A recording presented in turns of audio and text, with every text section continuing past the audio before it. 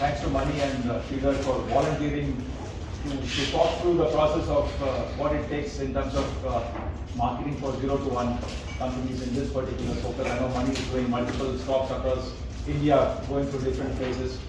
Just a quick, since you have come to Idea Spring, I have to tell you what Idea Spring is all about. In the 2 minutes, I'll just take 2 minutes to say that.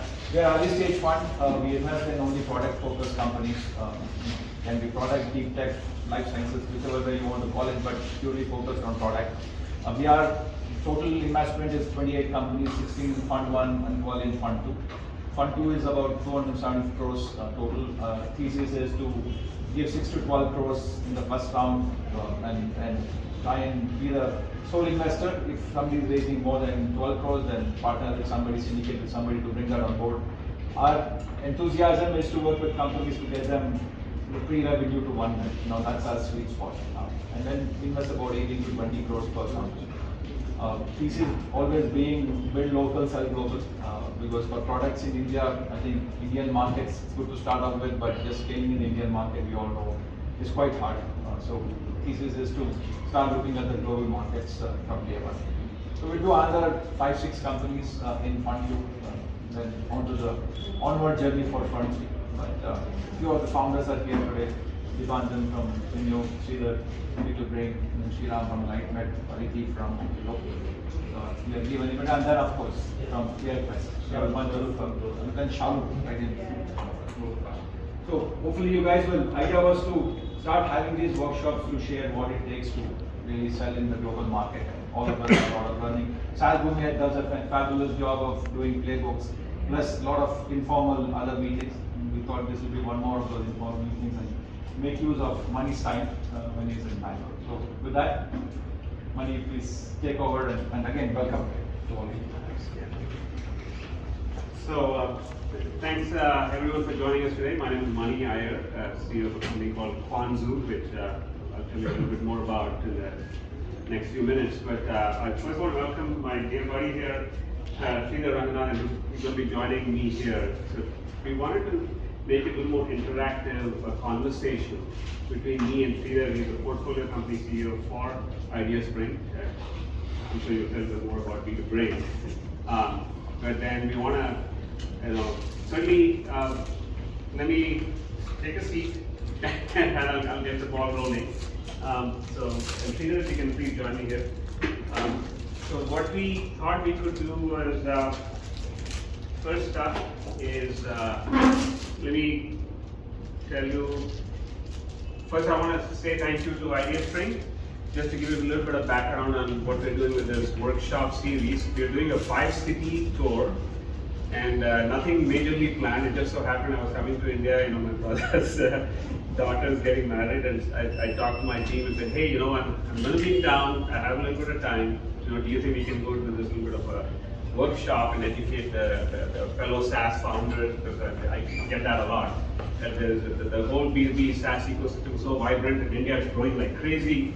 But then sitting here, you may not have the perspective in the US market. I thought, hey, let's just do this. And so we ended up quickly figuring this out. We did like a 5-stop because we came up with actually a 4-stop, and now it's 5. And it's been very dynamic. So first stop was a good friend of mine. I'm part of a WhatsApp group. He put me in touch with Ranganathan, and so there you go. So Ranganathan said, yes, I want to do this. So Ranganathan with Idea Spring, Peer Capital, they came on board. We talked to Dai. Dai is an entrepreneur organization of priorities. They said, hey, we want to be part of this. And then very quickly, a couple of SaaS leaders, one of them we ran into in SaaS movie. He said, hey, let me help you out. I want to run the workshop in Mumbai. So, it's Zagal, the CEO of Zagal MD, it's Avinash Gorkindi. He runs a 90-100 million ARR, business, public company in India. He's trying to go into the US market, so he wants to be part of this, so we're going to be having. And then the next one, Zenwork, again came about because he's like, hey, you're already there, why can't you do Hyderabad? Why are you leaving us out? So it was pretty funny, so we got Hyderabad added to the schedule. I figured out when to get in there, 3 to 6, do the workshop, get out and go to Mumbai, so there you go. I think the bottom line is that a lot of opportunity here for us all to work together, learn from each other. And this is the way I think people want to get to know companies, get to know people, and then the process hopefully, if something good happens for everybody. So a little bit about me and Kwanzoo, just to give you a quick background. So we are a B2B marketing and sales technology platform. We call it a growth platform. We sell it and offer it primarily to mid-market companies. We're really excited. We have one of our customers right here. That we work for Zorient, and Zorient is a customer for us. Automatic WordPress VIP is another one of our anchor customers. We have several others. We have smaller SaaS companies as well, mid-market and SaaS in software, SaaS IT services. Those are the three areas in the US. And now we introduced an entry-level product that's getting a really lot of interest.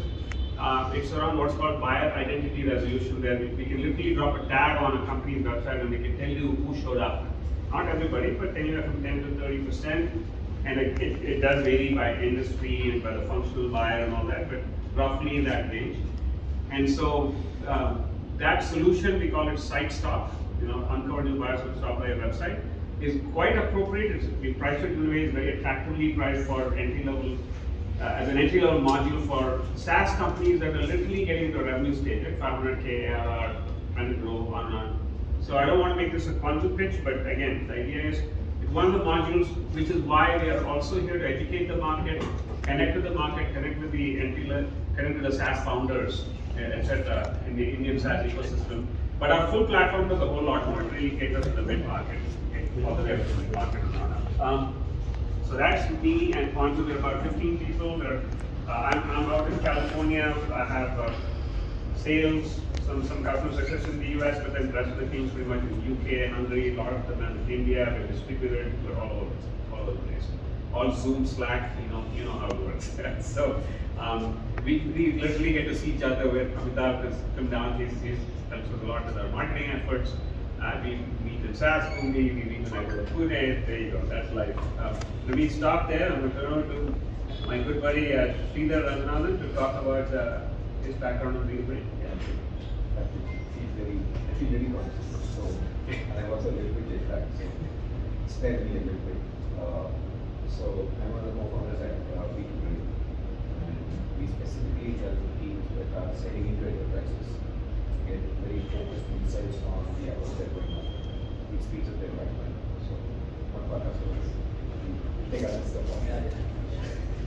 But yeah, nearest to the customer, most companies tend to be having an outbound function, a bunch of people in sales that are running an outbound function, and a large portion of our focus is North America.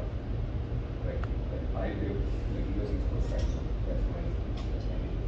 And we've had a bunch of learnings in the process. Mani has been building this company for like 7 years. He also happens to be a college senior, very revered amongst a lot of us. And we did a small event in December, which is really the one that kind of primed us to say that there are people who have a lot of questions going on in their mind, and some have prescriptive answers, but a lot of them are like sound it off with other people, brainstorm, learn from each other, and pick out on what you could possibly avoid as mistakes when you are doing your own. Like you guys were talking about, like the conversation that we had a few days ago. So that's when Mani was like, we should do more of this together. It just so happened that I was able to join this one, so thank you for being here. And several SaaS companies around the world, super idea. Several SaaS companies are in the zone where they want to get into North American market. Like Nagan mentioned, we want to back companies that are building here and selling to the world, because you need deeper markets if your business has to sustain. Right? So it's comforting to know that like you can sell in your backyard, some friends who will pay you some money, but you cannot build a fantastic business on top of like friends paying you money. Right? That's the strength of e-price that you all probably have heard about. Right? So real opportunities to grow is going to come from markets that you probably never knew existed. US happens to be one of the deepest markets you can find for most products, definitely technology products. Which means, as founders, it's almost your responsibility to build this skill of going to the market. Right? Which is where I think this is valuable. Right? So, over to you. Yeah. Hopefully, we will learn a lot more. Yeah, I know that's yes. So I'm more than happy to kind of share mistakes and things that you're probably better off not doing, or at least knowing whether you should do or not. Some mistakes you have to not avoid, but mostly you don't. Thank you, Sridhar. And so, real quick, this is what we had in mind as an agenda. Not to bore you guys with lots and lots of content coming up from here, but the idea is we wanted to run through this real quick, kind of broad industry trends that we see right now at the moment around B2B, marketing, sales, etc. Second is if you wanted to go and do your, kick off the US go-to-market, some key questions that typically you want to think about, have some answers for yourself. We want to kind of frame it for you. Next is, again, we, in the interest of showing you something a little bit of an innovation, we're not the only player, there's a few others doing this stuff. We thought we could give you a taste of this, that could be interesting. Before you all head off, obviously there's some time after for some more delicious, some munchies and snacks and stuff, I think, rolls and so on, right? We're gonna have for you a little bit later. But as part of the wrap up of this, we are hoping you guys are cool with this. We just want to take a quick group photo, just so we all know, hey, we got here together. Hopefully we learned something together. I think that was kind of the rough agenda. We definitely will have plenty of time for Q&A. Please feel free to fire off any questions that you have along the way, or if you want to wait till we kind of quickly wrap this up. I may call upon some of you to come join us. Hopefully you have some perspectives to add. I know a lot of people here have a lot of experience. So Rahul, forewarned. Gayatri, Zorian, all the fun stuff you guys are doing for IT services. So I'm sure there are others too. So with that in mind, I guess we should get rolling here. So in terms of broad industry trends, if you look at B2B marketing, sales, in terms of the technologies that power the effort of many companies, a few things happened. If you look back to the last, whatever, as you can see, going all the way back to 2006, right? So we're talking 18 years.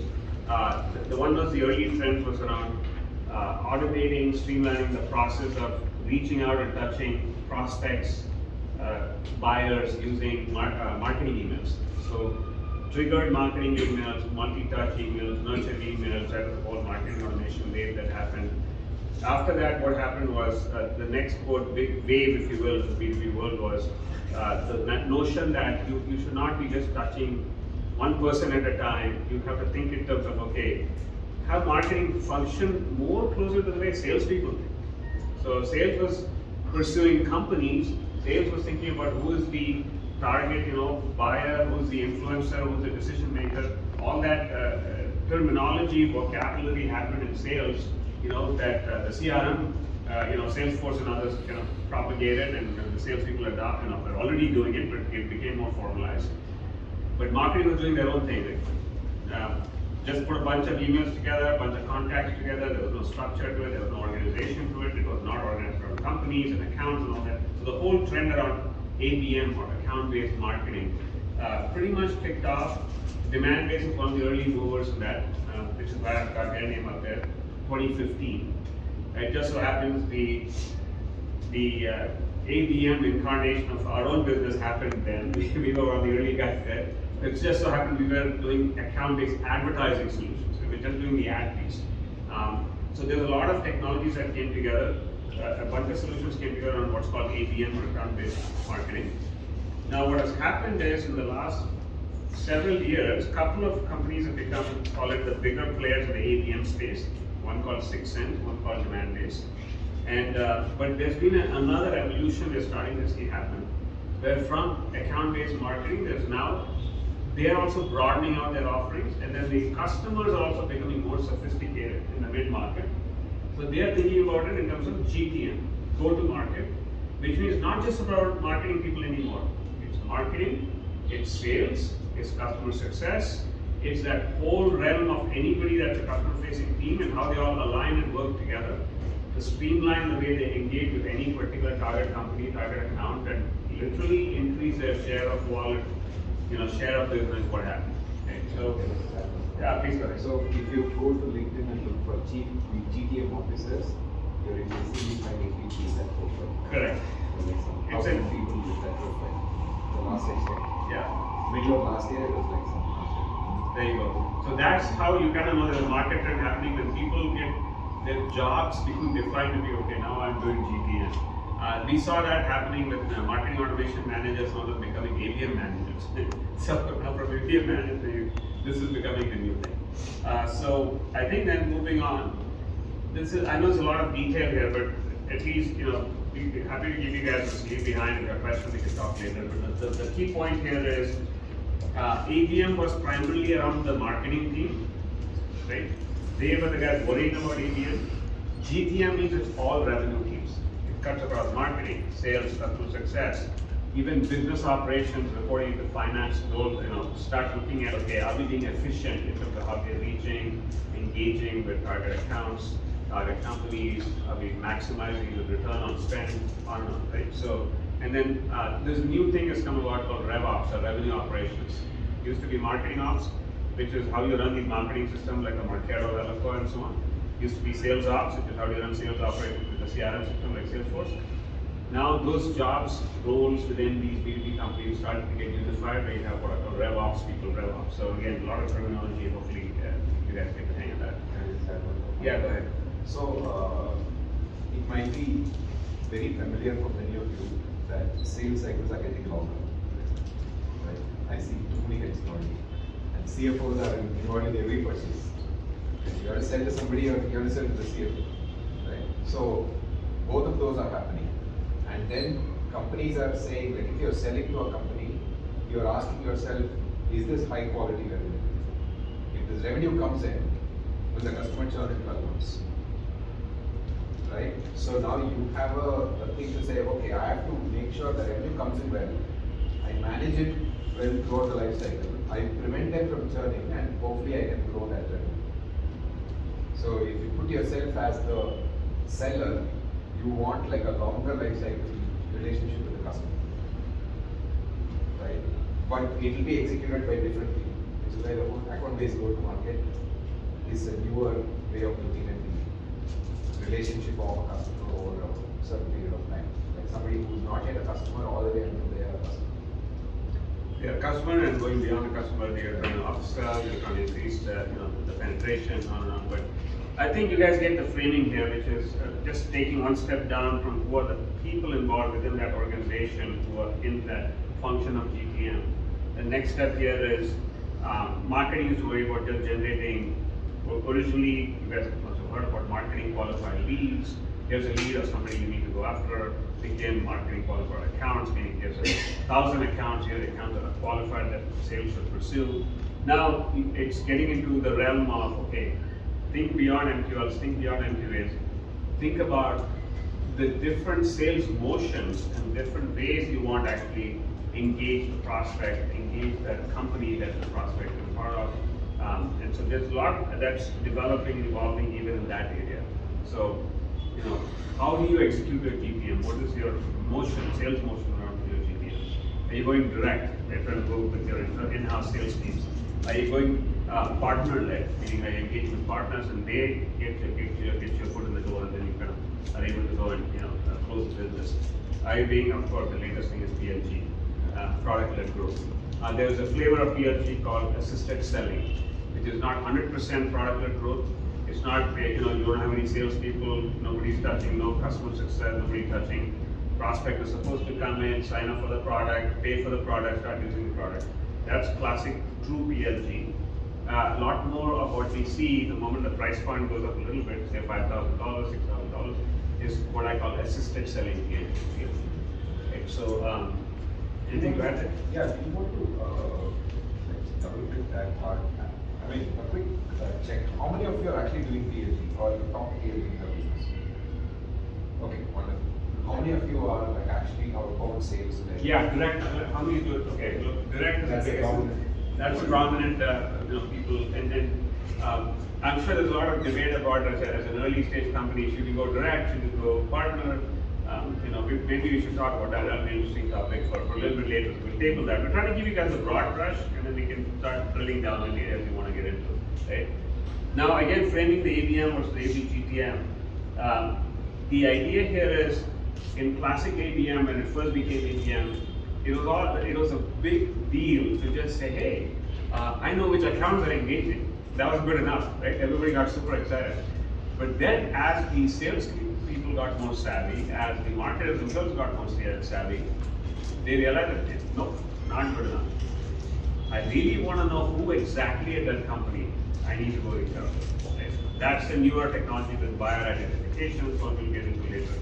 The other thing is, I want to know exactly within that buying group, buying committee, buying team, who are the what are the seniorities, what are the departments, what are the functions that are engaging on my website, that are engaging with my marketing programs, campaigns, with my sales emails, etc., etc. So that's become the new thing now.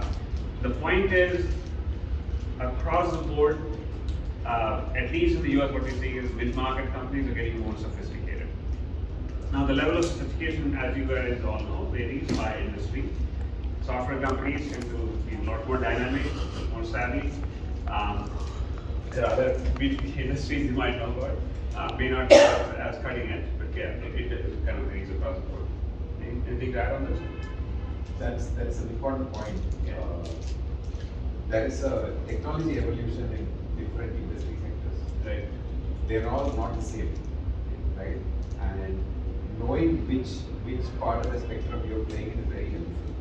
Because sometimes what happens is you talk about sales and marketing solutions, that's a big part of your overall spend. So if you don't know in what paradigm you're playing, it'll feel like overwhelming. Right? Then what you do is like, you get sticker shock when you look at software prices. Let's be honest. Right? And then you pull back and say, I'll do it the plain old method. Like I do brute force. Okay? But the world that exists is actually between these two. It's neither like full-fledged technology, everything automated, AI will do the job, I just have to go home and salary will come in. It's not that. Nor is it like everything has to be done by hand, nothing automated and stuff. Getting a right mix, knowing what to automate, what not to automate. I'm sure Rohit, you have a lot of experience trying to do several of those, right? But knowing what you want to automate and not want to automate is like a superpower. Okay, you can never do enough of that. Because some of this is like, for very small data, it can be phenomenal value addition. Especially when you are selling mid-market or you are selling slightly higher ACV, going beyond 20, 30, 40K and selling at that price point, it's prudent to kind of look at it and be pragmatic about the choices. So thank you for that. So again, just to finish this stuff, the other thing, as I say, there's increasing sophistication happening, certainly in the mid-market, around the channels through which you try to reach and engage prospects. Used to be email and advertising, but now, as I said, omni-channel, meaning so many different ways you're trying to reach and engage and touch the same prospect, and then trying to track it, trying to make sense of it, and then having a way to look at all the data that comes in across marketing, across sales, and so on. Now, I know I'm giving you guys like a big broad brush thing, so I know that you guys probably, hey, why do I care? I'm in 0 to 1, or I'm in 1 to 5, or I'm in whatever. So we'll start double clicking on this and get down to the grassroots and brass tacks, what you probably care about, right? So we'll get there. Then I think, but before we get there, I want to make you guys aware of certain broad industry concerns, issues, things that many marketers worry about, many salespeople worry about. So I want to make sure you guys are also aware of this. Right? So first up is, it used to happen that people would just do a lot of batch and blast emailing, sales emails, trying to go and reach a lot of people. I'm sure Rahul will have something to add on this. And somehow they got away with it, but no, not happening anymore. Google has come down really hard. They're going to shut you down in terms of your primary domain. There are things people are doing to kind of acquire additional domains from which they send emails. They call it burner domains, so that your primary domain is safe. You don't have your company emails getting shut down among your employees and staff and so on. Secondary domains, but the point is that they're very, very strict about who you email. They opted in to receive your emails. You're not like hitting them with a lot of spam messages. You're not constantly bombarding them with messages. On and on, the list goes on. So keep that in mind. Target messages to the real buyers who visit, and then more strategic outreach than blasting emails for entire buying groups. So now the whole thinking is starting to evolve where there's some newer technology, which again we'll get to later, around trying to target them broadly through advertising or obviously or organic SEO, trying to drive them in the first place with having interesting content, with research, using data analytics sites. Those are all good things to do anyway. But the point is understanding who actually showed up and reaching and engaging that exact person who showed up, be it through LinkedIn, be it through email, rather than batch and blast email with the entire buying group, buying team, all the buyers, etc. So anyway, that's a step. That was my first. Anything to add there? Yeah, that this is a shift. We have seen this happen in the past, actually in the past 4 years, right? Where when you thought of marketing, you thought of email and maybe advertising, right? Now it's like, I remember in some of the early conversations with Surya and Ranganathan, we used to say there are like 3 or 4 channels, now there are like 40. Okay? If you're a B2B, you can still focus a few, right? But you cannot wish away that people are consuming your content on email, on maybe some WhatsApp kind of messenger, they're consuming on phone, they're consuming on social media, a bunch of websites. So for the industry that you are in, when you start thinking about your persona, you'll find that in each of these communication channels, there are multiple outlets they are going to consume from. Right? I can call you today on phone, I can call you on WhatsApp, I can call you on Signal, even if I'm at a Signal. Right? So things like that are happening. So in a way, there's a huge fragmentation that happens. When that fragmentation happens, you want to be aware of the channels that you think might work for you and the channels that you're deliberately not getting into. Yeah, thanks. And you know, email is still one of the call it workhorses, right? All said and done, email is still whether it's marketing email, sales email. So, Rahul, maybe you can add anything you have on this particular topic. What are you seeing in terms of the right way to for sales guys to be engaging through emails? Anything you pick up on? Sure. Yeah, I think a lot has changed. I mean, starting with what you said about the personal emails. I think Google changed their policy like 4 or 5 times in the last 6 months. Earlier they said, you know, if 2 emails are marked on 1,000, we will block your entire domain. Yeah. But I'm pretty sure somebody in the US just pressurized them to change the policy again in a week and so on and so on. So today that policy applies to personal emails. So if 2 out of your 1,000 emails are marked as spam, your entire domain is at risk. While I know people and most companies have already taken care of that and they have other domains, they have other domains like try.kwanzoo.com or something. Or they are emailing only business emails. Yes, so it doesn't apply to business email, it only applies that rule which I said, it only applies to the personal email. Now, for the business emails, I'm sure companies got smarter and everybody bought like 10 domains, try Kwanzoo.com, try B2B Brain. But what I'm seeing now, even that is getting shut down right now. So I have 5 domains and I know there are websites where I can't sign up with Try School of SDR because they have already detected that. That at the end of the day, because most of the people are using the same names, at the end of the day, try, get, demo, what's not. So people are even getting caught. I mean, I'm getting caught there. So it's only a matter of time when people catch that. So unless we come back with maybe a more creative name, maybe like B2B, brain or brains, or I don't know. We'll have to think of some cool thing. I think in terms of the other GTM practices, and in fact I did have a lot of questions for both of you. But one of my observation while working with and consulting other early stage companies is that founders are probably not getting involved in the early stage motion of, let's say, outbound, and which is where they're kind of relying on, let's say, outside agency, which is great. However, what I'm also realizing is they're burning the TAM very quickly. Because sometimes the TAM is small, and if you go for these pay-per-play models, you cannot really control on whom they're reaching out to, thereby, just burning your TAM pretty quickly.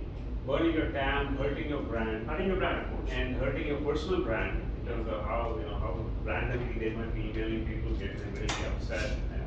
There's a long list. And you don't have control over what message is also going out, and again impacting your brand. So that's a very interesting topic because many of you will be thinking of, do I hire people in-house? Do I do it with my own SDR team, full-time person? Do I do contract? But we'll get to that.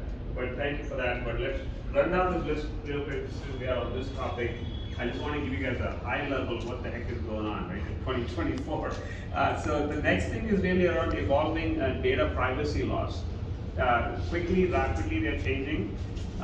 Let's just say that the US is a little more let's call it business friendly, and Europe GDPR, man, it's tough, right? So pretty much. Quick show of hands. How many are selling it to Europe? Okay. All the best. Okay, we're going to come to you because we want you to tell us, what exactly are you doing? How do you deal with Europe differently than the US? So that'd be interesting. But the point is simply this: for the US, another new development, call it innovation, that's happened is, but we are also members of what's called a data co-op. So the idea that a set of companies, several other companies, have come together, and they effectively own what's called a first-party audience database. Meaning, within the US market, a bunch of email service providers, right? What are called demand-side platforms to send ads out, right? Or sales engagement platforms to send sales emails out. All of them have collaborated. Effectively, they own all the what's called first-party cookies. When they send out email, they put a tracker. That tracker is jointly owned. And in GDPR speak, they are considered what's called the GDPR controller, meaning they own the data, right? So technically, we could try to do the GDPR stuff, doing all that, but we're not even trying to mess with it. This is still being done within the US. We are a member of one such co-op. That allows us to, when we drop a tag, for example, one of our clients' website, allows us to give the client a review of, hey, from our first-party cookie, first-party tag, here is who actually has showed up on your site. So that's a new innovation. It wasn't there 2 years ago. So just letting you know. The other thing that, so that's what I mean by data privacy compliant first-party audience for the US market only. But go ahead. Yeah, so in fact, that's a very interesting point, and that's a point that I like, because we've actually tried that out. Having a tag, I don't want to name the company. Yeah. We were trying to automate. So what I did is, we reached out to the company. We have their tag, and with that tag, so we have our entire LinkedIn activities going on. We have 2 posts on LinkedIn daily. Everybody, the whole team is active on LinkedIn. Right. We keep talking about, different concepts or different concepts of platform. What industry we are in. We keep talking about industry insights. We have a website link over there, and the idea of having the tag was to get to understand who visits our website. At least the company was enough for us, initial stages, but we wanted to go deeper, but that was not possible at that point. We got a lot of information. Like Mahindra used to come in, like HP used to come in. Over a period of a month, we started seeing, it's always these repeated companies that's been coming. Right. What we did is, we actually, since we are into cybersecurity, we are into app fraud, we actually, took our website link and we ran and campaign on, a DSP network. We got 95% of the traffic was fraud. Oh wow. And, the leads that they started coming in were from actual genuine companies, but there were a lot of leads which were actually from adult sites. Oh my goodness. So even that is, that's when we actually stopped it. But the idea of having a tag and understanding the quality of traffic that comes in is very important, because otherwise that also impacts on your brand's reputation. Makes sense. And reaching out again, these were most of the companies were UK, US geos, or the European geos, and taking that insight. If I go into that company and I know in that company, which are the teams that I have to reach out to, I reach out to them. I send email using like Holo sequencing or a HubSpot sequencing. I might get flagged in this, because the first party information that I got itself was actually not a genuine. Not genuine. Got it. Okay. Yeah. Thank you for that. Yeah. Let's keep going. Okay. The next thing was, I don't know how many of you are familiar with the notion of third-party cookies. Do you know the difference between first and third-party cookies? Yes, no, maybe. It looks like you think you got your fun out there. Go for it.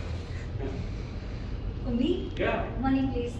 I'm getting conscious. No need to get conscious. So, okay, so here's the deal.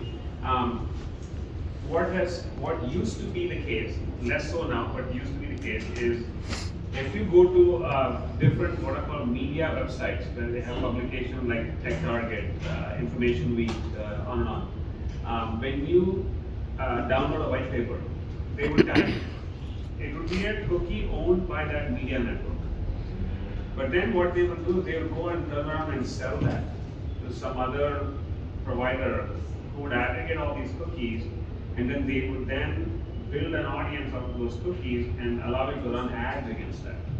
So when the cookie is sold by party A to party B, and party B is now offering you a way to reach that audience, that is a third party cookie, right? Because this cookie, these guys have their own cookie that get linked to that cookie, there's some ID kind of connection that's happening, and these guys are busy selling these cookies. So that's third party. What Google did, and certainly Apple and all these other guys starting to do, they're shutting down these third party cookies. Which means that if you're Cisco, you can have your own cookies once people land, and you can do advertising to it, no problem. Right? That's first party advertising, first party remarketing, first party retargeting. So just wanted to make sure you guys understood that. Very fundamental concept, because you might hear about that, but yeah. Keep going. Okay. That's what you are. That's the one I live in, yes. Lots more people do. Got it. So that's it on that. But then let's go on. The other thing is, LinkedIn is becoming more important than ever. I mean, unfortunately, there aren't too many other options. I think, especially we should talk about GDPR and Europe and all that. I mean, because it is kosher to reach somebody through LinkedIn, because the moment you're on LinkedIn, that person has agreed to opt in to receive messages through direct mail, through whatever, LinkedIn messages, I don't know. Right? So now the options become a lot fewer. In the US market, there's a lot of options around programmatic ads, display ads to programmatic audiences. But you go into Europe, you go into APAC, you go into ANZ, you go into Middle East, suddenly, the way you can target these people drops dramatically. And so through advertising, that's what I'm talking about, right? Search advertising, yes. But then LinkedIn ends up being one of the few viable options or channels for getting to audiences and other channels, and they know that, and so they're pretty darn expensive.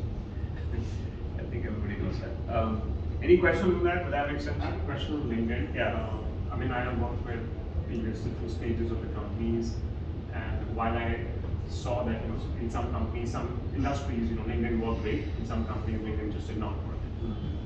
As a let's say 0 to 1 company, how do I know LinkedIn is going to work for me? Is there a way when I can avoid spending money on the ads and decide that maybe based on a playbook? Or you think there's no way, just try and even fail and then. Yeah, so I'm trying to answer the question. So I'll speak from what's working for us and then it's working for us, right? So it kind of went back to saying, is my audience on LinkedIn? Okay. And if my audience is on LinkedIn, what do they listen to or what do they consume? Okay. So every time I have this question, I can go back to the first principles. Do I still believe my audience is on LinkedIn, and what kind of stuff do they consume? Okay. At least I have seen so far that organic content is far more impactful than paid content in LinkedIn. On LinkedIn. Yeah. Okay. And organic content, obviously, like there are these formulaic stuff that emerge, right? The pattern in which somebody writes a message, like one line per, one small phrase per line. Oh yeah, all of us have seen that, right? So you pretty much know they're trying to game the LinkedIn algorithm. That is happening now. In a way, if you were have any of you been in the SEO business or associated with SEO business in the last decade? You've been associated with that, right? So Google will release some new update. You will go and game it. Google will change it. So it is always an ongoing cat and mouse between Google and LinkedIn. Okay? Except that in the SEO world, you had the bigger machinery to help you, because Google also wanted to make money from you in the process. Okay?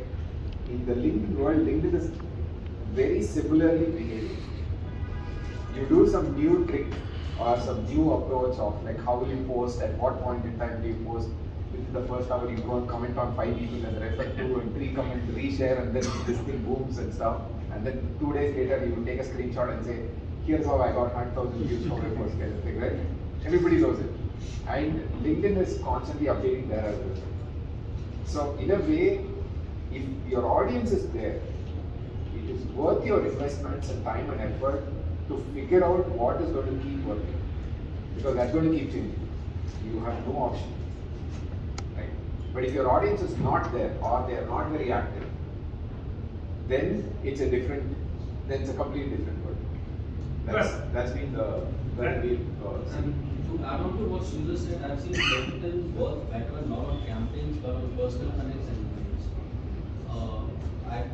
Your audience are there in LinkedIn, but it's again the emails and the way you approach them, the content, how you position your product is very important, and your messaging is very important over there, and that's where you will get majority of the leads. And we've been successful with it.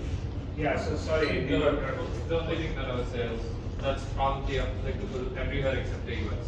Because we had a program in our company where we, as region leaders, we were said, hey, go, you have to run a LinkedIn campaign. I was running Asia, that was like, it was just, money down the drain. To his point, right, that was saying, it's like, how do you identify your customer demography? It doesn't necessarily have to be industry segment, it could be region as well. And to your point, if you have a large audience on LinkedIn, but they're completely inactive, it doesn't make sense. So while what you're saying is right, I think Mani would probably agree with me. It's like, your campaigns do tend to be a lot more effective if you run it in the US, which is where the geography component of how you're identifying your customer segment becomes critical. And actually, True. No, I'm saying I agree with the emails and your own generated content has a greater stickiness, but in the US, even if you run ads on LinkedIn, you have a greater stickiness than if you did, for example. I mean, I didn't get a single lead. We spent whatever $2,000 in one week. okay, and thank you for that. And you have a point? So no, I agree actually. There's a big segment of my company's audience that's not active on LinkedIn at all. So they are present on LinkedIn just for the heck of it. So how do you reach them? And I want to go back to your point and say, what are they engaged in, right? And that's what is a big part of my daily life, is to figure out what is my audience engaged in, what are they obsessed with. Do you want to share with the guys, your audience? Yeah. A little bit of the audience characteristics? Okay, can I come there? Yeah, please, so we can. Hello everybody. Sorry. Hey guys, I'm Gayatri. I work in Zurich. It's a 30-year-old tech services company. Main audience is in US. So Cisco, Microsoft, State Street, some of our clients. Basically specialize in product engineering, data, cloud, and AI. I'm the demand gen sort of lead there. Putting a lot of hats right at the moment. I have a team of 5 people in the marketing team. And our job is to do this build pipeline for my company, which almost everybody in a small audience segment in the US they know.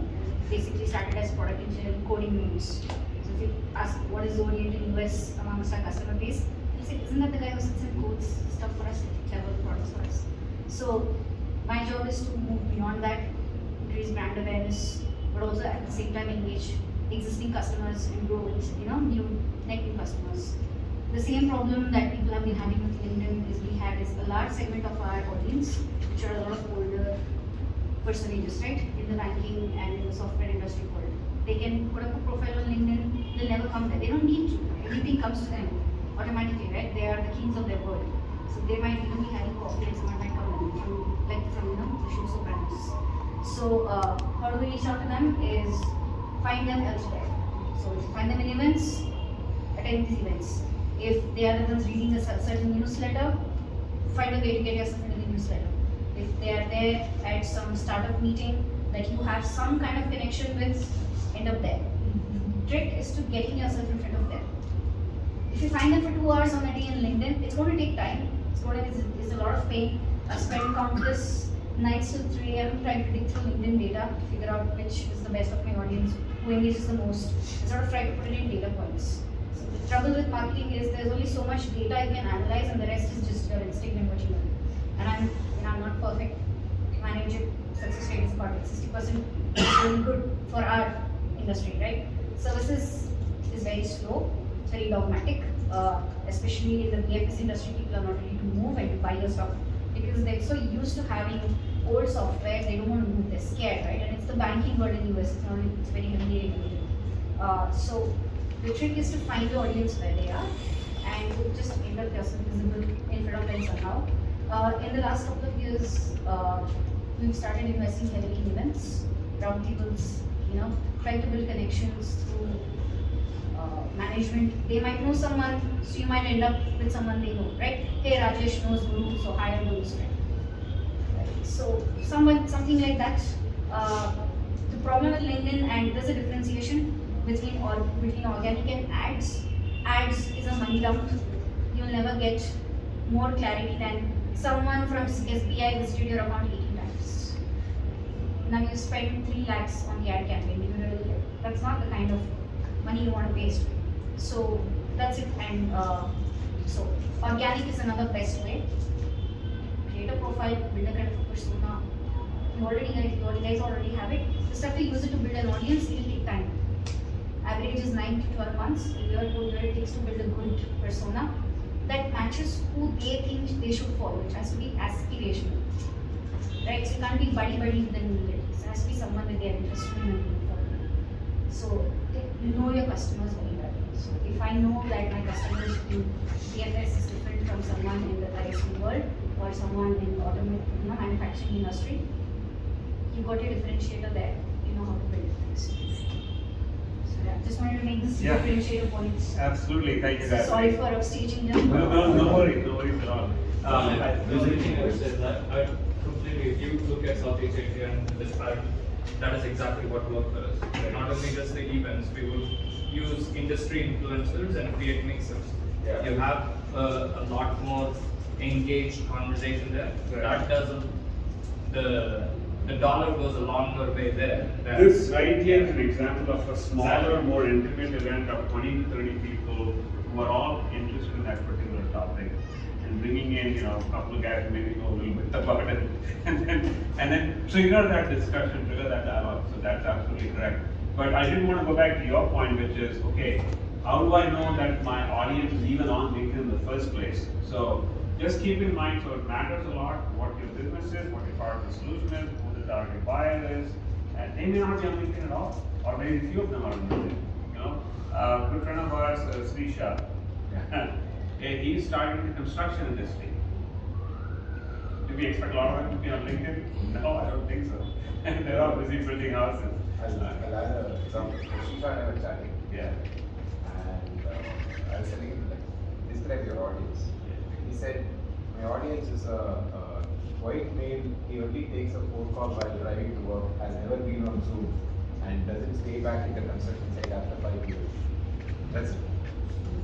Right? That's my audience. And his finances are done by his wife and her sisters. They're all like beautifully going to the church on Sundays, and that's where the family gets together. And they live in a town of 5,000 people. There you go. How do you reach them? Like when you're going after really traditional industries, some of them who are very hell-bent on keeping on-prem software, for example. If you do find people on LinkedIn, they are change makers and they may not be influencers in the company. Like they are trying to instill change, but they may, like, you could say, oh, I found a skill, and this happened to us when we were going after a mining company. When, like, we thought, oh, there's no LinkedIn. Like, the conversation was great, but he didn't have any clout because he was the only guy on LinkedIn, and all the decision makers were not, and they could care less. Right? So there is a bias of finding, you found somebody and you target them thinking, oh, this will work, but then even that's not going to create stickiness. So knowing your customer and knowing your customer demography and their buying patterns is absolutely critical. Got it. So thank you for that. So here's what we had in mind. There's one more topic with this trend thing, but after this I was thinking, can we get a quick show of hands? How many of you guys in, let's call it the 0 to 1 journey? Okay, there you go, quite a few of you are that. So I thought next up we'll just break it into segments. We'll just talk about what do you need to do your GTM to go from 0 to 1, right? Where are you at? What investments would you want to make? What kind of staffing resources do you want to put in place? Right? Hopefully that's useful to you guys. How many of you currently are in the 1 to 5? Okay, there you go. Well, if we don't get to you, you and I can have a chat offline. We'll cover some of that because it looks like there's a lot of people in there as well. We'll certainly cover some of that. And help you know this, my purpose here is just to kind of get in the GTM thing, but we kind of brand new, although I'm a US citizen, brand new to the market. Right. So how do you even start? How do you even get started? Yeah. What do you need? What do you absolutely need? Yeah, that makes sense. starting from the very basics. So yeah, we can do some of that. So there's obviously 1 to 5, and then you've got the bigger players. Anybody else further down the line? 10 plus, 20 plus, obviously 300 million is sitting right here with Zorian, but that aside, okay, fair enough. But the last topic, maybe I think Rahul, you'll have something interesting to say here. Talking about, since we're talking broad trends, the way people were engaging through sales, with sales emails, there's a particular way things were happening the last few years. They would send out a bunch of series of sales emails through tools. I mean, you may have heard of some of them, like SalesLoft and Outreach and SalesClay, on and on. But those tools are changing and evolving with the whole AI thing that's coming in. Right? So AI-based tools that are making it more easy to personalize the sales emails that you send out. So that it's specific to the target buyer, target persona, target company. It uses some of the actual engagement that's already happened on site. On anything you want to add? Sure. These kind of tools, because I know you have some background with that. And working with some of those things. I know everybody's talking about AI and personalizing the messages. Yeah. I mean, I have a belief that if you don't know how to write messages, AI will just make you something more. Okay. For the lack of a better term. If your messages are bad, AI is going to just make it worse, 100 times worse. Because when I see an email, like I can recognize like 100 words which I can recite right now, and at the moment I see, I know it was written by GPT, not a human being, because clearly, we don't write like that. I mean, no matter how much exposed we are to the US, we still don't write like that. I don't write like that. I'm pretty sure people, you live in the US, right? I'm sure you will not write like that. I think the way I think of using AI today is not spending a minute of my time on researching what the company is doing. I don't want to spend, I want to build systems, and I have systems. For example, I don't have a tool like B2B Brain, but think of a tool like that, which can automate the research, which can give you those insights at your disposal at all times, which you can use now to write better emails. So like, decide an entire strategy, not just email. Email is just one part of it. You are getting on a call, I think the other day when we met Pooran, right? Some of the stuff he's doing, bringing those insights just 5 minutes before the call. Right? You want to use AI for those strategic initiatives and not for, hey, here's my email, can you make it better? Not use UP for all this stuff. I think recently I did a webinar on the same thing where one of my favorite tools is right now Play. It has a learning curve, but I've spent like hours and hours on it. But what it does allow you to do is, if you have a list of, let's say, 100 accounts, as an example, that means, let's say, 500 prospects. It can do that research at scale. It's not perfect, it is actually getting better. But if I want to find out if Amitabh works with Money's company, I don't want to spend time on who all are the decision maker in Money's company. I want to use that AI at scale to find out all the people who are the stakeholders, so that my last email could go something like, hey Money, looks like you're not the right person, should I reach out to Amitabh? Or X or Y or Z. And this could all be automated today. When you don't have to spend, you just have to spend time in understanding this, and that is what I said earlier, early stage founders should spend more time understanding the principles, because tomorrow you will have a big team, and then you will again fail because you will not know what to manage. So that's how I think of using AI. That's actually a very interesting point, right? Because you were asking about what are the things as a founder I should at least get a deeper understanding of, because I'll bring in the experts, subject matter experts, specialists, agencies, this, that, but you still need to know enough so that you know what you're getting, what you're paying for. That's part of the trick. But so specifically on this topic, a few things that are going on, like I said, we talked about the buyer ID stuff, we talked about personalization of messages, we talked about personalization of messages, not just in one channel, email, but it's typically email plus LinkedIn, because you may be touching them in a couple of different ways. Certain industries, it will be email and SMS. Not forget LinkedIn, but those guys have the construction guy has his SMS, his got his phone, mobile phone. I would like to add Slack. Slack is very effective because, at least in the industry that I'm in, Okay. there are multiple Slack channels Okay. which are there online. Slack communities. Slack communities and channels. Got it. You can join them. You will have people. You will have all the top people, across the industry, across the globe. Right. They'll be talking a lot of topics. You can identify your actual person whom you have to reach out to on LinkedIn on those channels. Interesting. I can show you something like Also, that. Sorry, please. No, no, please. So it's something like this. So Yeah. you have multiple channels. Yeah. You go to one channel, then you have inside the channel you have multiple topics they discuss on, Right. and all those topics are relevant to your industry. Yeah. Just keep noticing them. You'll see a lot of people. You'll get a lot of leads from them because people will be requiring service like yours. They will have a problem in that area, and they will be communicating. And Yeah, but part of the call it the scuttlebutt or the trade secret is what are those Slack activities in the first place that you should go join? Online, I mean, just Google. I mean, Google is the best. I mean, Okay. I joined around 10 communities only by you searching deep on Google. In Google, you did a Google deep search to figure out Deep what are the search. Slack communities in my product or solution area, my communities of interest, on and on and on. Okay, that's a very good tip actually. I mean, I think Same goes with that the we got to work on LinkedIn that. groups also. Yeah. Okay. It's amazing. I mean, it really works well, and Correct. you get to meet. I mean, you get the people whom you actually want to connect on the channel, the CTOs Yeah. who talks about problems. Makes sense. And, And you were going to say something? Yeah. This is something which I have been, I'm not gone to the sales as marketing.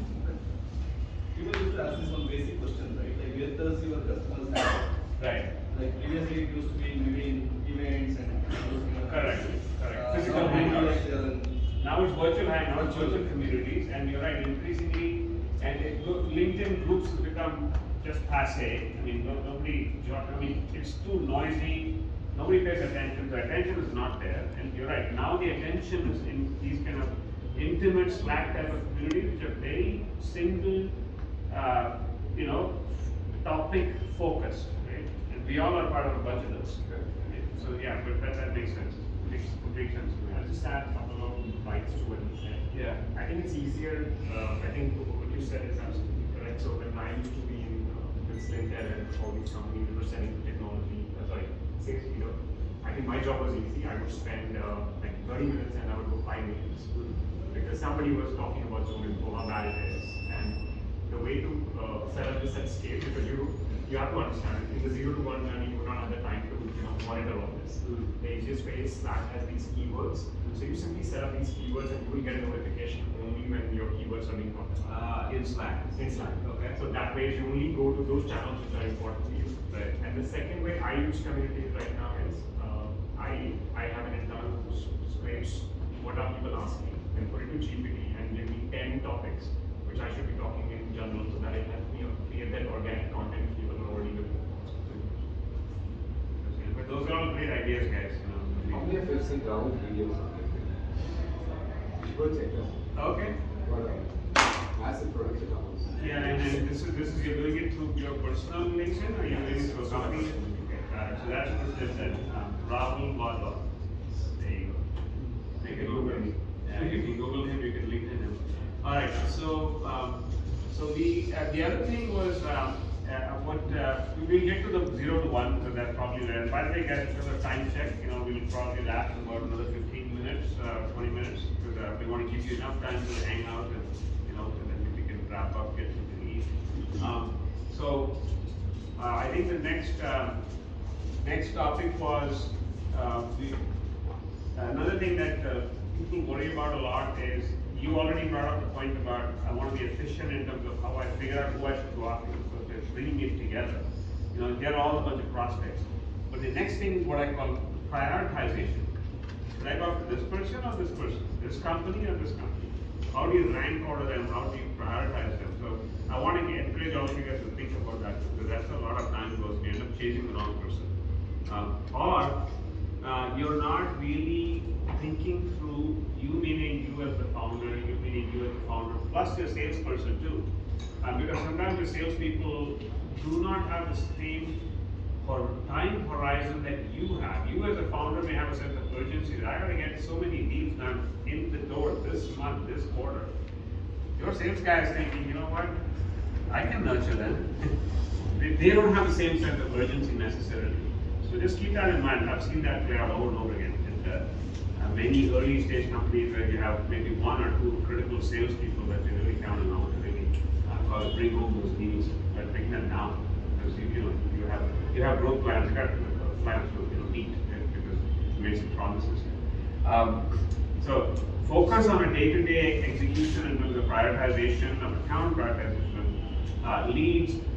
The new term, if you want to write something down, a lot of people are starting to talk about signal-based prospecting, signal-based selling, right? Basically looking for buying signals. What are the buying signals that are happening around your product, around your solution, at any company that's out there, right? And there are buying signals you can pick up first on your own website. That's obvious. But you can pick up buying signals all across the web. In the B2B world, there are what are called intent data providers, intent data vendors that tell you what buying signals that's happening all across the web. Yeah. Do you have any questions, comments on that? Or, yeah, go ahead. Listen, I had a question about something earlier that you were talking about, anti-spammers for the websites and stuff. Right. Like you said, one of the good methods to prevent that is not targeting messages of the buyers who come to your website. Right. So just to give you more context about our situation, we're not our website is not sort of, we're not using it to get inbound leads for people who come and visit our website. Right. We're sort of using our website as an education forum to people who have already had initial conversations with. Got it. So is there any other strategies to, I would say bypass, but make sure that this spam stuff doesn't hit us? Any other strategies apart from like a website? So hold on, if you're sending out education-related emails for people who you already have a relationship with.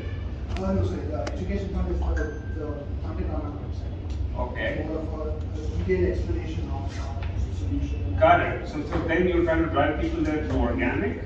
Is it through search they find your content and come in? Or and I'm still No, it's the communication versus plan is mostly still going to be an outbound. Oh, you want to do an outbound? Right. Okay, you want an outbound and bring them to educational content on the website. Yeah.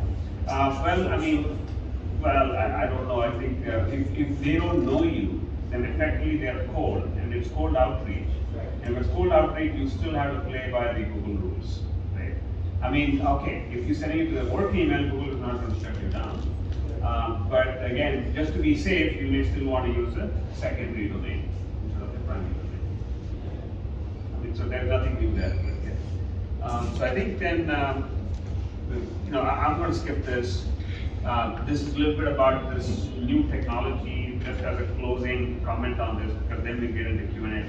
I'll focus on the 0 to 1. Right? So on the 0 to 1, maybe this is the right thing to bring up because this is probably one of the, whether it's us or another tool like this, the reason this is interesting, if you are at that 0 to 1 stage, is you're obviously going to do founder-led sales. You're going to be working your network, mining your network, your advisor and all that. You're going to go close a bunch of deals. Then you're going to be trying to figure out, okay, how do I scale this? Which means the first order of business is your own website.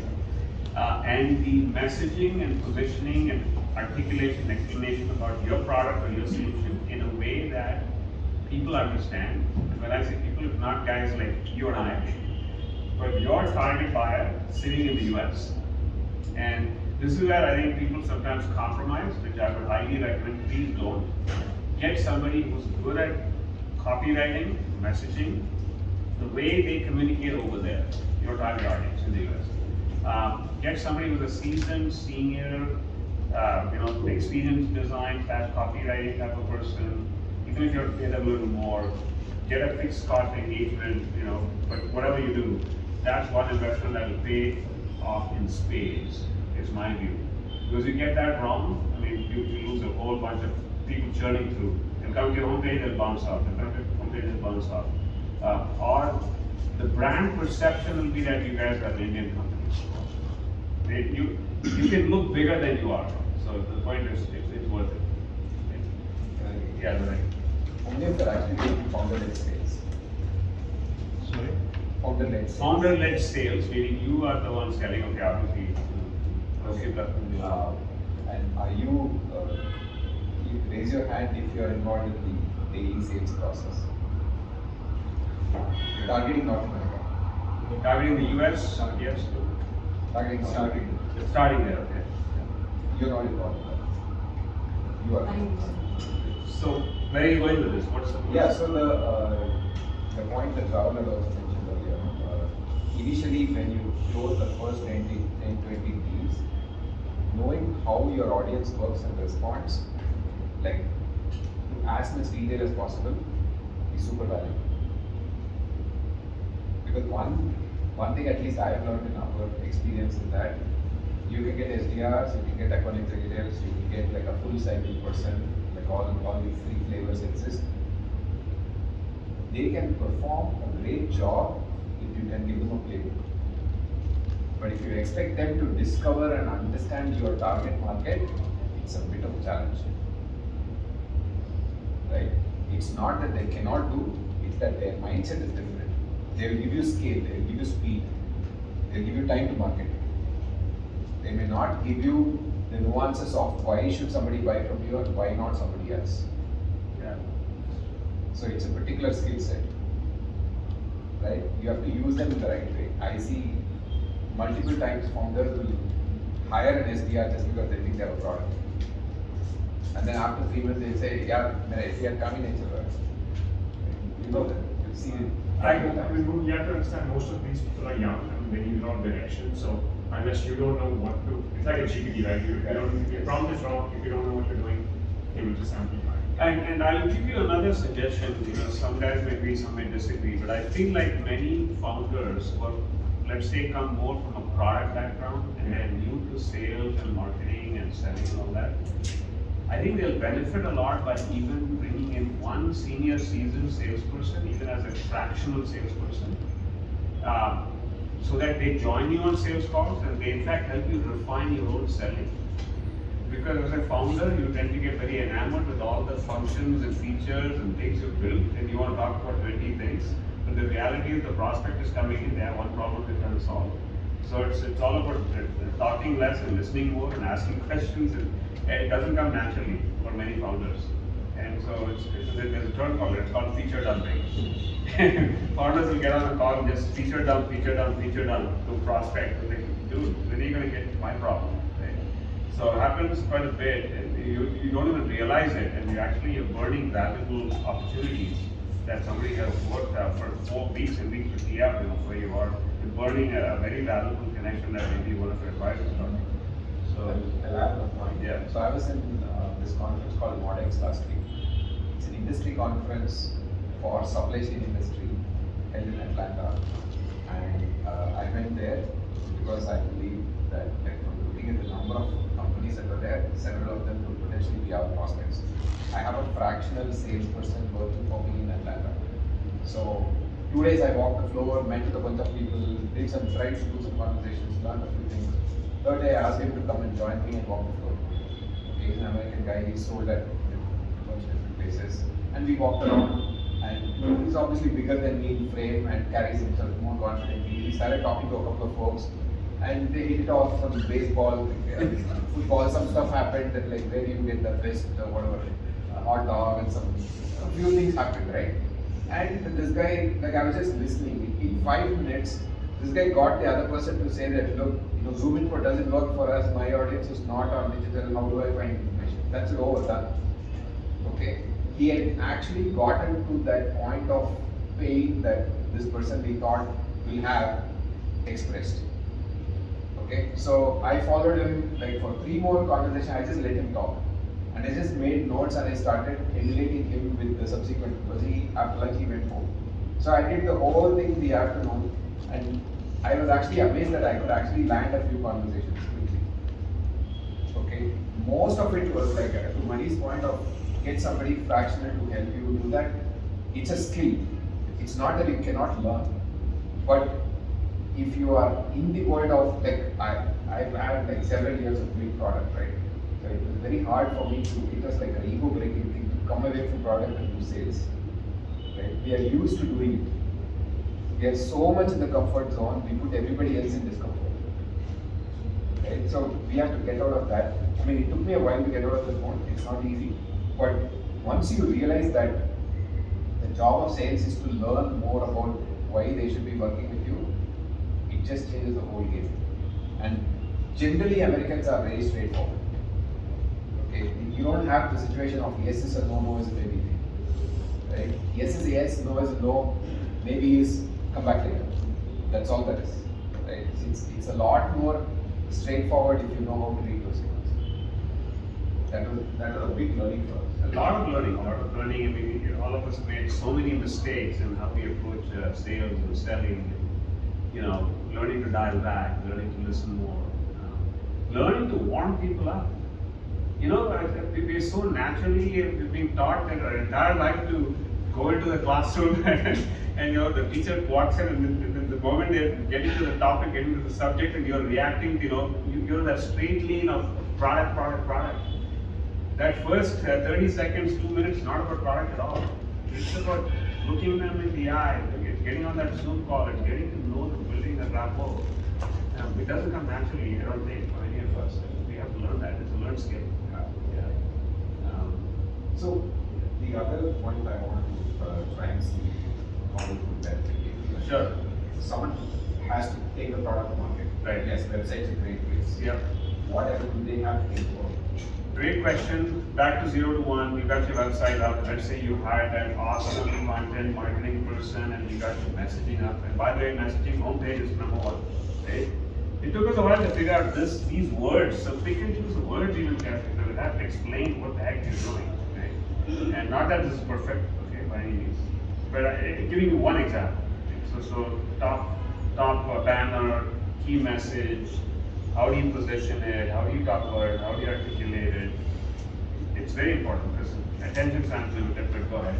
The first line sells it, but you don't even have to say it. Only a platform that identifies real buyers, not just companies. I mean, Zoom Info clients will just jump onto your platform like anything. Not everywhere. Exactly. So it took us a while to, right? Amitabh, how many interactions did we do, man? Lots. Landed on Lots. Day and night. So what do you say? How do you say? What words do you pick? Boom, and then the repetition.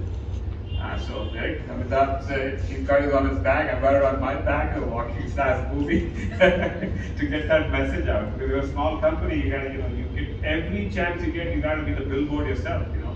Put on a T-shirt or a sweatshirt with the logo of your company. Nobody knows your brand either.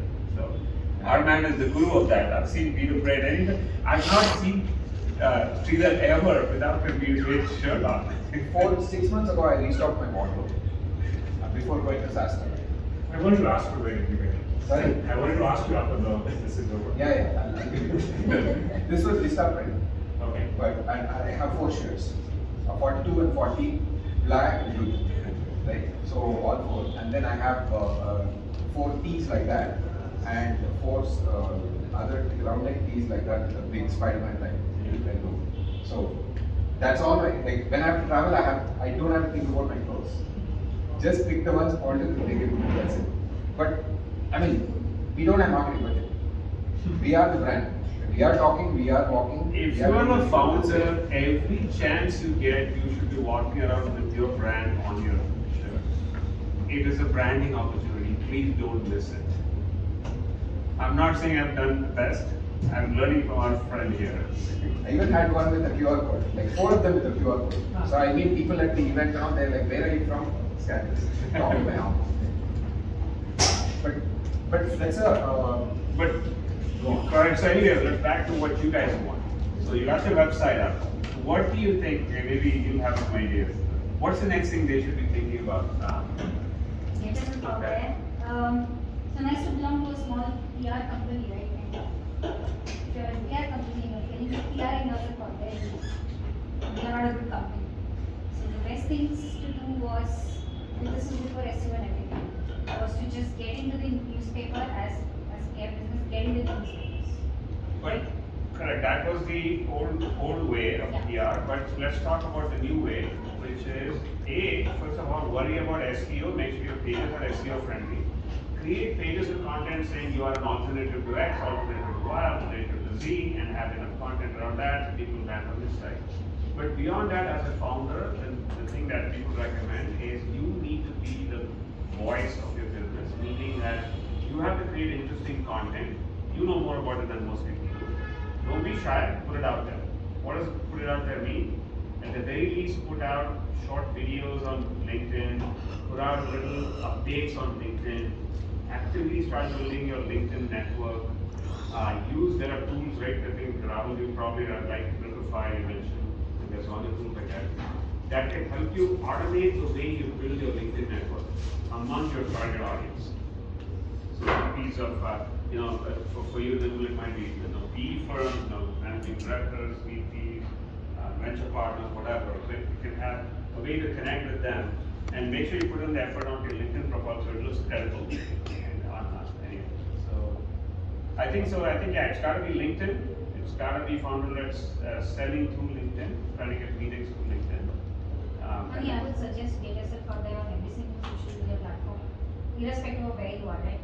30-year-old company, 2-year-old company, 2-year-old company. YouTube, Instagram B2B is actually growing very fast. Right. I had a recent conversation with someone or they wanting to sell us ads. Get yourself on Reddit. If your target audience is a bunch of like nerds, Reddit is the best place. There you go. Because it's very democratizing. They don't care who you are as long as the advice you provide is good.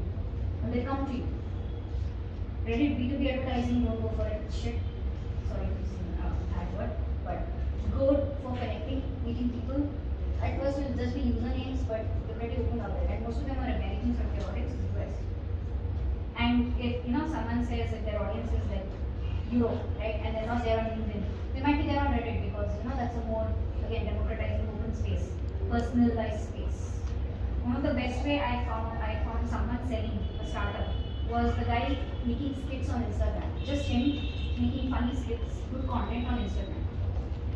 Saying it worked for him. So it might not be relevant for all, but if you give it a go. YouTube is another great way. YouTube's creative platform is very forgiving towards new startup founders. They have a separate program in India. I forgot the name of the person who was working on it. But look into it. They might, you might get some help. There are people who will help. Try it with influencers, that's another good thing. Oh yeah, I was going to bring that up because if you feel like, hey, I'm not a well-known name yet, kick off some kind of a LinkedIn Live or kick off like a podcast, and then try to have a systematic approach to reaching out to people who are well-known in your sector or industry, and you be the interviewer and let them be a speaker on your thing. And if you have reasonable credit, if you can get somebody to make an introduction, they'll agree to speak, let's say, on your new podcast channel. Okay. So, Amitabh, you agree with this? I do. Tactic. I do. We're doing some of this, we're doing our own LinkedIn live session. We are. We're bringing in, heads of growth, heads of demand gen, VPs of marketing, CMOs, and then we do that like maybe once a month. We recently brought in a guy who works at Grammarly as a senior account exec, who's been doing a lot with AI for sales. To figure out how to do account research on using ChatGPT-4 and this and that. So, and he gives actual real-world examples, right, when he comes in and talks with us. We get some brand value out of him talking, and he has something to share. We are the platform for him to share, and there you go. So one thing I would like to add is, when I was with this equity partners, every portfolio company had companion software that they had to. Correct. So people don't realize how private equity can actually be a challenge. In the sense, if you can go and demonstrate an ROI to one or two portfolio companies, and then somehow make it to somebody in the operating team and say, hey guys, we've changed, we've demonstrated ROI in a couple of companies, you want to try it more? So because a lot of the mid-market and smaller market private equity companies are trying to replicate Vista, and Vista has this program. Yeah. That in itself is a fairly powerful channel because Amazing channel. you get one or two portfolio companies and somebody's invested in 20, then you have a more curated target market for you. Absolutely. So thanks guys. Did I miss anything? I don't want to wrap it up but I want to be cognizant of time. We're kind of coming up on 7 Just o'clock. one quick question, right? So, you are starting US, right? And you have 1,000 people and you did a campaign, and let's say 5% spam them. Right. Or what to do on those spam people? Should you reach out to them again via LinkedIn or just forget them? People who spam you. People will mark your Yeah, or just message, no, not spam, sorry, message unsubscribing from the email chains. Yeah. Oh, okay. Yeah, I'm sorry. I've done a couple of things. Okay. Okay, one is earlier I used to, when they would unsubscribe, I would write back saying, sorry, I didn't realize you didn't want this. I thought this might be of value, but it looks like it's not. Anyway, I'll take you off the list. Okay. Right? And they, like, rarely somebody will reply, no, never mind. Like, because my, signature line will say founder, and they generally tend to, take you kindly. Right? Later, what I started doing is when they unsubscribe, if their phone number, I'll just pick up the phone and call them. Okay. Okay, and that results in a different conversation altogether. Because they know it's not a machine, it's a human. Okay. Right? And generally people, if they answer the phone and if there's a human, they speak to the human. Got it. At least to a point of saying, don't call me again. That's fine, no problem. The salesperson who works with me fractionally, he has this rule like 3 strikes until you are out. Okay. So he doesn't like, I mean, of course, we respect the unsubscribe, do not call and all that stuff. But sometimes you call, they pick up, they hang up. So you don't let go. Or they say, no, don't call me. Right? Until they say, no, don't call me, take me off your list. We don't mind. Got it. Some of it is, I mean, to me personally, and like everybody could be different. Some of it is like the corpus in our own mind, thinking and feeling bad that they might be feeling bad. They could care less. So why do you care? Got it. And so the question I had like in us we sell to very higher people, CEOs, CFOs, and corporate leaders, right? So do you guys suggest calling them in US because they're very senior people? Everyone has got a phone. Phone is there so that they'll answer calls. Call. That's yet another thing of, oh my god, how will Because I I call? hear a lot of. If it, I'm telling you, you go to Idea Spring website and call the board number, one of Suri or Ranganathan will answer. They don't mind. No, but what I heard in US, Right, people Suri? don't like calling. You'll answer, right? People don't like getting called from unknown people. How do they know before calling? Yeah. Yeah, there are so many different tactics. I don't think we have a choice, but you gotta try. So you don't know for your particular business what's going to work. Anything specific for large enterprises when you're starting to look at customers, potential prospects in the US, Right. we can't get that more.